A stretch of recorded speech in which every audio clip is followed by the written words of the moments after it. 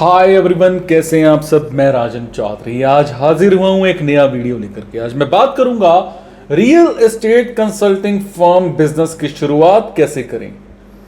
How to start real estate business. दोस्तों, real estate जो business है एक उभरता हुआ बिजनेस है। आपको इस एरिया में ऐसे कई ऑप्शन मिल सकते हैं जिससे आप जॉब या बिजनेस की शुरुआत कर सकते हैं। अगर आप रियल एस्टेट बिजनेस में इन्वेस्ट करना चाहते हैं और आपके पास ज्यादा इन्वेस्टमेंट नहीं है तो आप कंसल्टिंग फर्म खोल करके इस बिजनेस की शुरुआत कर सकते हैं, क्योंकि आपको इनमें ज्यादा इन्वेस्टमेंट की जरूरत नहीं होती है और आप कम इन्वेस्टमेंट में मोटी कमाई भी कर सकते हैं। एक सर्वे की माने तो हमारे देश में अभी भी लगभग 2 करोड़ घरों की जरूरत है। ऐसे में इस बिजनेस में आगे चल करके काफी बूम आने वाला है। अब मैं बात करूंगा कंसल्टिंग फर्म की शुरुआत कैसे करें। दोस्तों, कंसल्टिंग फर्म की शुरुआत घर से या एक दुकान से की जा सकती है, क्योंकि यह एक रियल एस्टेट का बिजनेस है, इसलिए इसका परमानेंट होना बहुत जरूरी है। इस काम को आप अकेले नहीं कर सकते, इसलिए आपको कम से कम 3 से 4 लोगों की टीम तैयार करनी होगी। आपके पास काम करने के लिए एक कंप्यूटर, एक मोबाइल और एक इंटरनेट कनेक्शन की जरूरत होगी। इस काम को शुरू करने में आपको लगभग 50,000 तक की इन्वेस्टमेंट लगानी पड़ सकती है। अब आपको कुछ ऐसे बिल्डर्स के लिस्ट तैयार करनी होगी जो मार्केट में अच्छी साख रखते हों। उसके बाद आपको उनके प्रोजेक्ट के बारे में पूरी जानकारी इकट्ठी करनी होगी। फिर बिल्डर्स को प्रोजेक्ट की सेलिंग हो या फिर कंसल्टिंग हो, यह सब देने के लिए प्रपोजल देना होगा। अब बात करते हैं खरीदारों की तलाश कैसे करें। आपके पास अच्छे बिल्डर होंगे तो खरीदारों को समझने में किसी टाइप की कोई समस्या नहीं होगी। आपके नेटवर्क का पूरा यूज करें और उसको पूरा यूज करें कि किस पर्सन का या किस रिश्तेदार या दोस्त को घर की तलाश है। इसके लिए आप मार्केट में एडवर्टीजमेंट की हेल्प से खरीदारों को मिल सकते हैं। जिन लोगों को इसमें इंटरेस्ट होगा आप उन्हें प्रोजेक्ट एंड कीमत की जानकारी दे सकते हैं। जैसे कि मैंने बताया है कि आप इस बिजनेस को एक टीम बनाकर भी कर सकते हैं। टीम इसीलिए कि अगर आप बड़े लेवल पर बिजनेस को करना चाहते हैं तो यह टीम आपकी काफी हेल्प कर सकती है।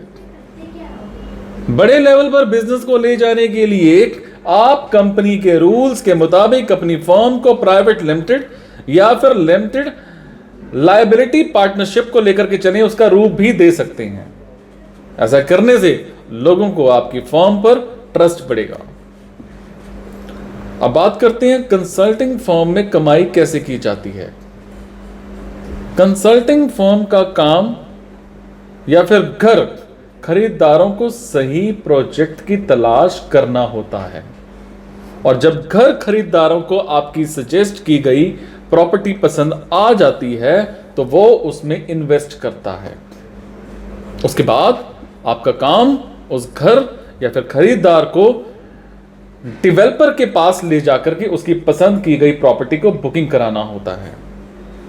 ऐसा करने से जो बिल्डर है वो आपको कमीशन देता है, जो कि पहले से ही डिसाइडेड होता है। ये कमीशन 3 से 8% तक का होता है। एवरेज मान करके चलें तो अगर आप किसी प्रॉपर्टी को 30 लाख में बिकवा देते हैं तो आपको 1.5 लाख रुपए मिलेंगे, और ऐसे ही 2 डील महीने में करा देते हैं तो आप 2 से 3 लाख रुपए एक महीने में कमा सकते हैं। इस बिजनेस में बरकरार रहने के लिए क्या जरूरी है? आपने आजकल पेपर या न्यूज़पेपर के थ्रू ऐसे कई प्रॉपर्टीज देखी होंगी जो कि पूरी तरह से फेक होती हैं, या जो कुछ भी एडवर्टाइजमेंट में दिखाया गया होता है वैसा कुछ होता ही नहीं है।